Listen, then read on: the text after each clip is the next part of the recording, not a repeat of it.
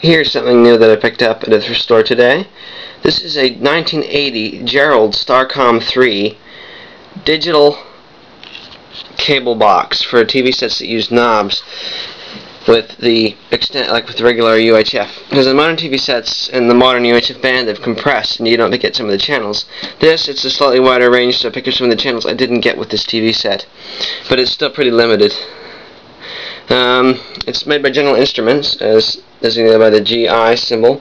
It's G.I. Jerrold rather than G.I. Joe or G.I. Jane. I noticed that earlier, it's kind of funny. But we have the tunings and select buttons for channel. This is for tuning the channels. So if it's got static, you can tune it in better. The power button and then the offs and downs, whatever. They give you an English version and a French version. There's the digital display in the middle. Then there's the grill, and I'll explain what this is. This device here uses a Sonar remote control, which is very similar to the early style ones, except it has more buttons, obviously. There's a little bit of LED here, and on the top you can see the little sort of hole there where the Sonar is. And then you can have this in another room, and if the signal is loud enough, this thing will change channels.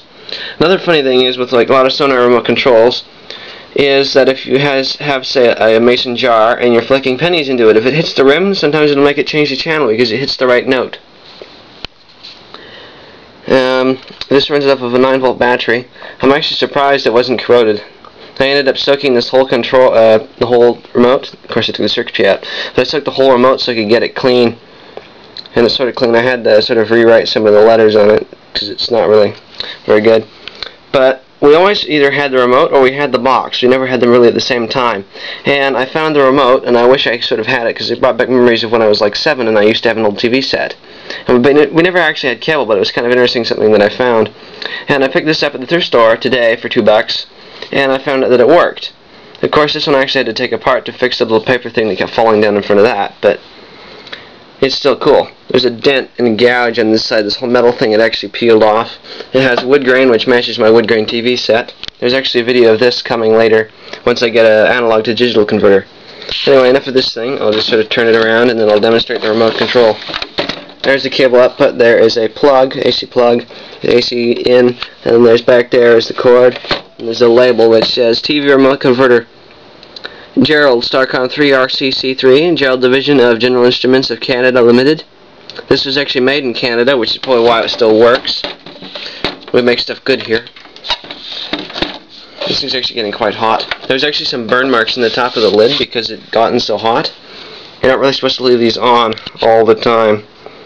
And I guess somebody forgot to turn it off or something. But this thing still works. There's a little red LED that lights up. Oops, I hit 9. Channel down. Whatever, mind 00. But it uses Sonar. It's really interesting. Okay, let's try a channel as I turn on the TV set. You have to have it set for channel 3. So put in 02. You don't have to hit enter. I've actually taped the battery compartment closed. So we've got stuff on the TV screen. I'm going to change the channel again.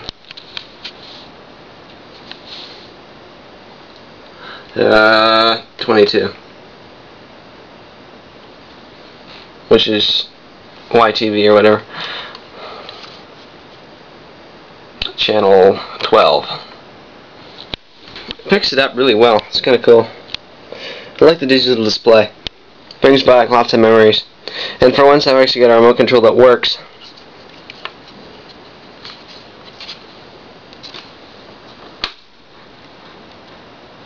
You can hear it go tick every time you turn it on and off.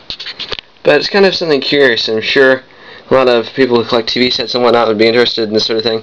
I couldn't find anything on it on the internet about it, but it's definitely a little bit out of the ordinary. Hope you enjoyed the presentation.